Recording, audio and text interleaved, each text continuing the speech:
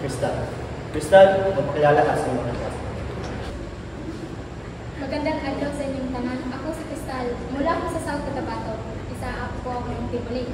Malipay akong makailan sa kanila. Crystal, wala sa Cotabato, no? Ako nga. May nakakimok ka mo. Yung Tibuli, ano yung meron sa cultural mo? Gusto kong malaman. Alika, may papakita ko sa'yo.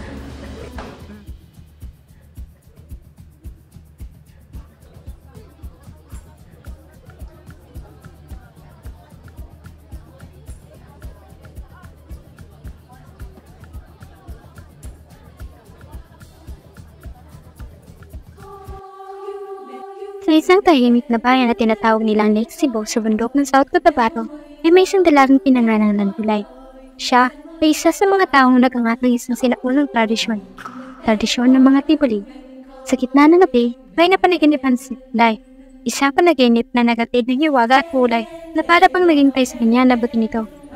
Ito ay isang tela na yari sa abaka. Nakakalibot ito sa katawan ni Dulay. Ang mga hulma nito ay tila may mga mensahe para kay Dulay mula sa Spirit. Isang kabayo pa na ipagpatuloy ang kanilang pamana. Kaya nang nagising na siya sa kanyang panaginip, bumangon siya, nagsimbulang maghibla ng abaka. Dala ang inspirasyon mula sa kanyang panaginip. Pagkatapos ng paghibla niya, tinulat niya ang tinala at sa sandaling iyon, ay kung paagi ito ng walang hanggang tradisyon ng kanilang lahi. Alam mo, dahil sa sinabi mo, gusto kong pumunta sa Tinalak Festival. Tamang-tama. May Tinalak Festival na magaganap ngayong buwan ng Hulyo. Gusto mo bang sumama? Magiging masaya rin yun. Talaga ba? Punta tayo?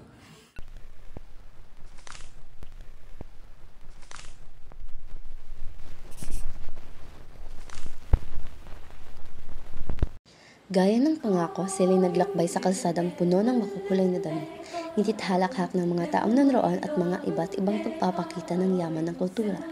Dumaan sila sa kumakatawan sa makulay na pamana ng mga Tibuli, ang Tinalak Strip. Nariyan din ang paligsahan ng bahay kubo kung saan ang bawat isa ay may pinapakita ng iba't ibang taglay na mga produkto.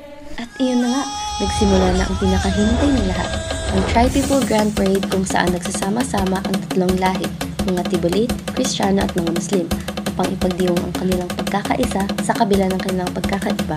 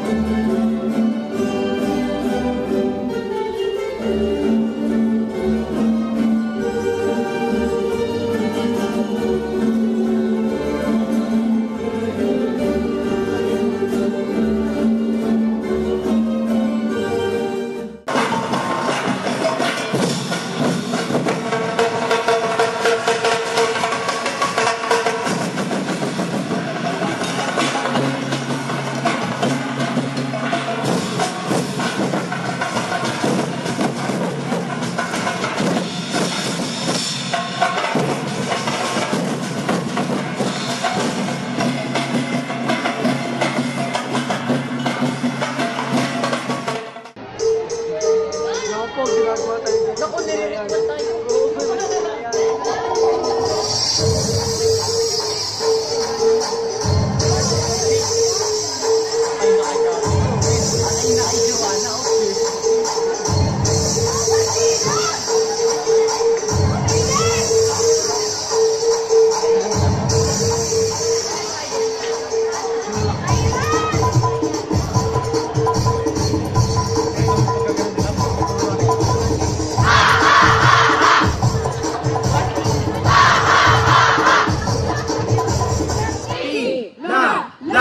Fiesta Tribo South Cotabato!